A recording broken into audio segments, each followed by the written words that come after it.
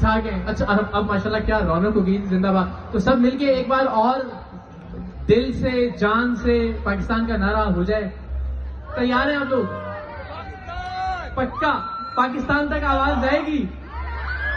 पाकिस्तान जिंदाबाद। क्या बात है, थैंक यू सो मच। अल्लाह ताला आप सबको सलामत रखे, आपके जज्बों को सलामत रखे। मुझे बहुत खुशी है इस इवेंट का हिस्सा बनके। मैं मुबारकबाद देता हूँ इस तकरीब के मुंतजमीन को कि जिन्होंने आप सबको, इतने प्यारे लोगों को यहाँ इकट्ठा किया। हमने कश्मीर को भी याद किया, हमने अपने भाई जुनैद जमशेद को भी याद किया। तो पाकिस्तान के जितने भी हवाले हैं उन सबको हम याद भी कर रहे हैं, उन्हें खिराज तहसीन भी पेश कर रहे हैं।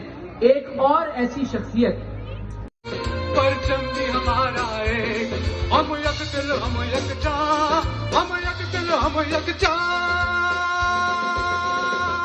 हमसे हमारा पाकिस्तान है हमारा,